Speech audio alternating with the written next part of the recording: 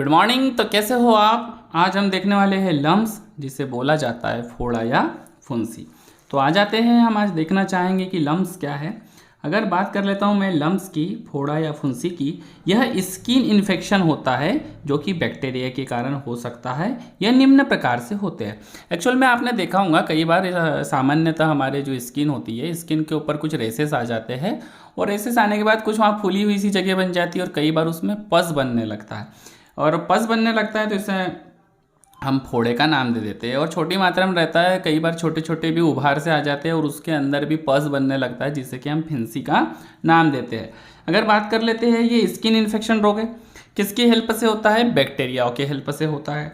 आपने कई बार देखा होगा, नॉर्मली हमें भी कई बार हो जाता है। अगर इसके प्रकार की बात करूँ तो ये होता है इम्पेटिगो, दूसरा होता है सेलुलाइटिस, तीसरा है फोलिसेलुलाइटिस और बॉयल्स। ये चार टाइप है हमारे पास, इम्पेटिगो, सेलुलाइटिस, फोलिक्यूलाइटिस और बॉयल्स। आ जाते हैं आगे, इनके बारे में ज़रा देख लेते हैं और इनको समझने के बाद हम इनके ट्रीटमेंट की भी बात कर लेंगे।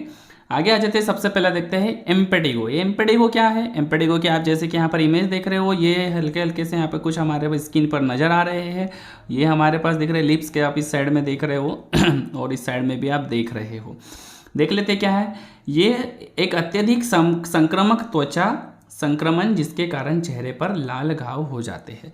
इसमें क्या होता है, जो हमारी स्किन होती है, जैसे कि आप यहाँ पे देख पा रहे हो, ये जो हमारी स्किन है, इस स्किन के पास में यहाँ पर कुछ घाव नुमा हमें नज़र आ रहा है। ये जो है, यही हमारे लिए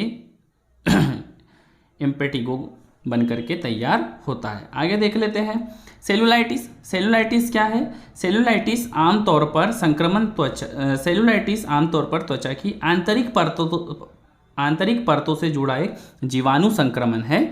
यह विशेष रूप से त्वचा और चमड़े के नीचे की वसा को प्रभावित करता है।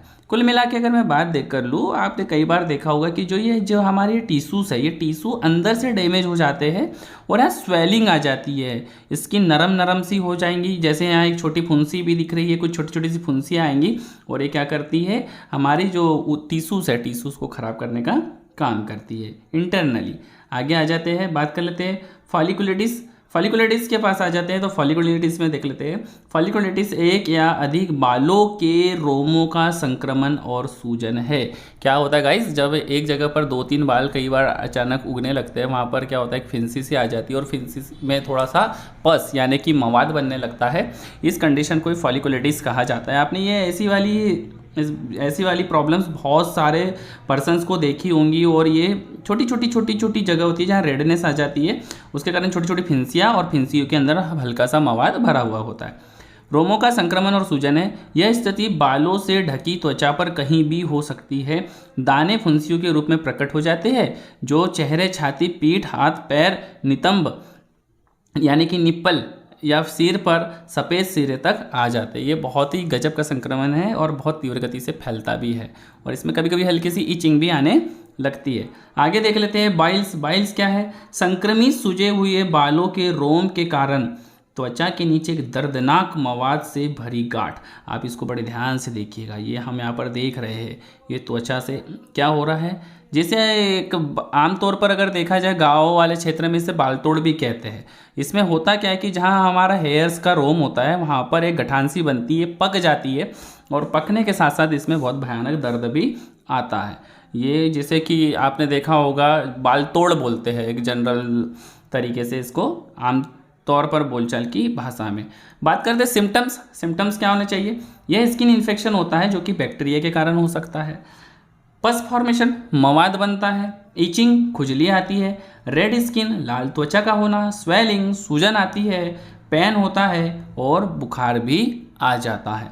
आगे बात कर लेते हैं इसके ट्रीटमेंट की। तो ट्रीटमेंट के लिए देख लेते हैं, हम कुछ ऑइंटमेंट्स लेंगे, कुछ मेडिसिन्स लेंगे और देखते हैं किस प्रकार से इसका ट्रीटमेंट किया जाता है। गाइज, मैं फिर से बोलना चाहता हूँ कि ये जो वीडियो बनता है, ये वीडियो स्टूडेंट की नॉलेज के लिए बनता है, ना कि किसी प्रकार से आप इसको देख करके ट्रीटमेंट ले लें। कभी भी ट्रीटमेंट, एक अच्छे ट्रीटमेंट के लिए हमेशा अपने डॉक्टर को दिखाना चाहिए और उनकी सलाह के अनुसार ही अपना ट्रीटमेंट लेना चाहिए। जैसे कि टी बैक्ट कंपोजिशन, मुपिरोसिन डला हुआ रहता है इसके अंदर में, आप देख रहे हो मुपिरोसिन डला हुआ है। हमारे पास ये ऑइंटमेंट है और ये क्या है, टीडीएस, फोड़े फिंसी पर दिन में 3 बार लगाना है। जो हमारे पास फोड़े या फिंसी या संक्रामक जगह है वहाँ पर दिन में हमको 3 बार हल्के हल्के अप्लाई करना है। आगे आ जाते देख लेते हैं कोट्रेमेक्सोजोल या ट्राइमेक्सोजोल के पास में आ जाते हैं। हम यहाँ पर देख लेते क्या है, यहाँ पे डला है ट्राइमेथोप्रिम डला हुआ है और साथ में सल्फामेथोक्सोन यहाँ ये डला हुआ होता है। डोज की अगर मैं बात करूँ, जो हमारे चिल्ड्रंस यानी बच्चे हैं इनको 240 mg 2 बार दिन में 2 बार, और जो एडल्ट है 480 mg 2 बार दिन में 2 बार। ये दवाइयाँ हमें कब तक देनी चाहिए, लगभग 7 दिनों तक के देनी चाहिए।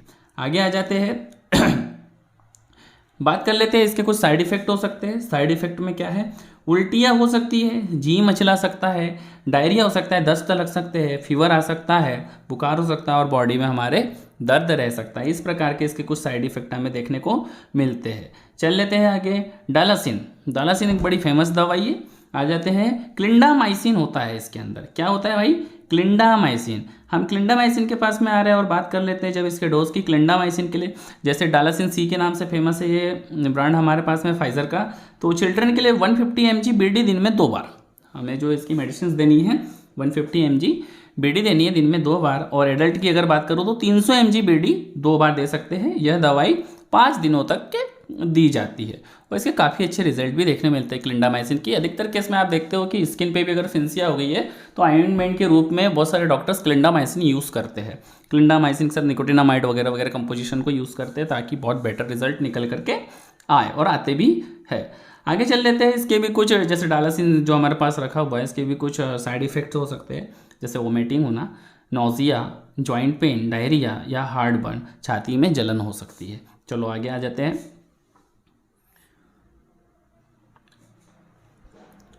न्यूएस्पोरिन पाउडर, ये जो न्यूएस्पोरिन पाउडर है बहुत ही चलन में और बहुत ही फेमस ब्रांड है। आगे आ जाते हैं, देख लेते हैं इसे कंपोजिशन को। इसमें बेसिट्राइक्सिन और नियोमाइसिन पॉलीमिक्सिन डला हुआ होता है। डोज दिन में 2 बार इसको घाव पे लगाना पड़ता है। आगे आ जाते हैं डॉक्सी, बड़ी गजब की चीज़ है। डॉक्सीसाइक्लिन 100 mg ओडी दिन में 1 बार। साइड इफेक्ट की अगर मैं बात करूँ, साइड इफेक्ट में जी मचलाना, उल्टियाँ होना या दस्त होना एक बहुत कॉमन तरीके के साइड इफेक्ट है जो अधिकतर बहुत कम देखे जाते हैं, लेकिन ये हम इसे साइड इफेक्ट में ज़रूर रखेंगे। आ जाते हैं दोस्तों आगे, अगर बात कर लेता हूँ मैं जब यहाँ पर, और जब डॉक्सीसाइक्लिन के पास में आया और यहाँ हमने देखा इस प्रकार से हमने इसका ट्रीटमेंट देखा। उम्मीद करता हूँ कि आपको ट्रीटमेंट समझ में आया होगा और इसी प्रकार से हमारे वीडियो बनते जा रहे हैं और कंटिन्यू आपको सपोर्ट मिल रहा है। थैंक यू सो मच और धन्यवाद इस वीडियो को देखने के लिए। मिलते हैं इसी प्रकार डबल एनर्जी के साथ।